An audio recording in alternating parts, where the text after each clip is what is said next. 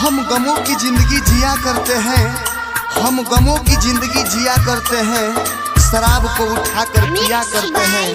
लोगों के जिंदगी में अनेकों लड़कियां आती जाती रहती हैं, लेकिन हम एक ही लड़की का इंतजार किया करते हैं, किया करते हैं। Kanchan Raj Muzaffarpur, Kanchan Raj Muzaffarpur, presented by Videshi Lal entertainment.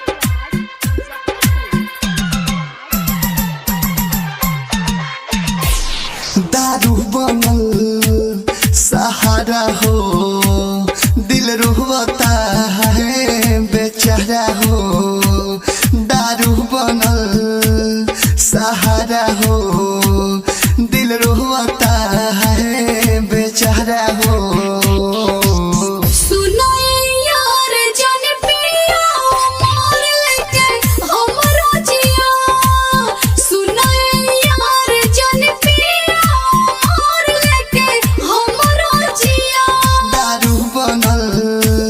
सहारा हो, दिल रोता है बेचारा हो।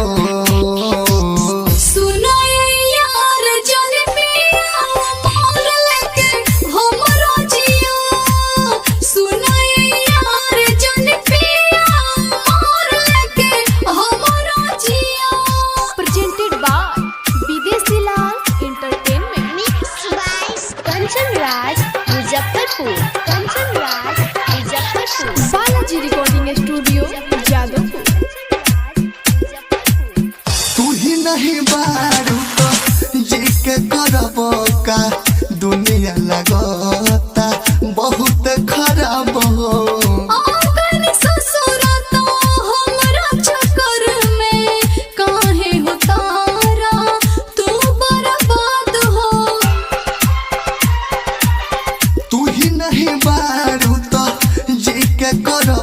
का दुनिया लगता बहुत खराब हो।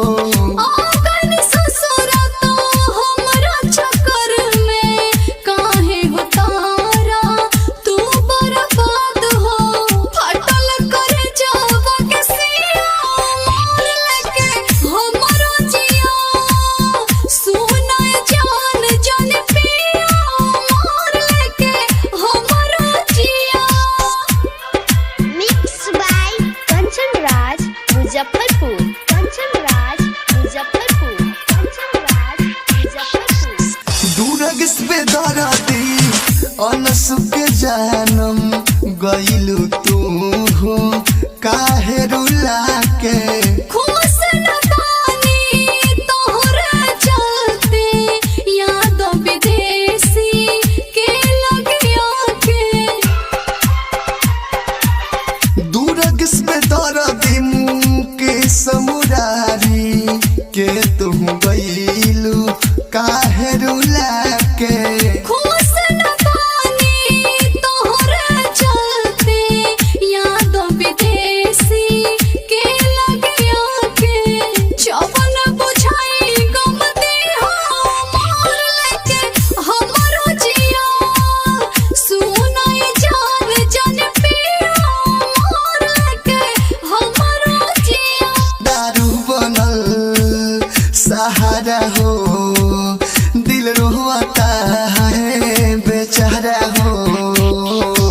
सुनो यार जन पिया मोर लेके हमरो जिया, सुनो यार जन पिया मोर लेके हमरो जिया।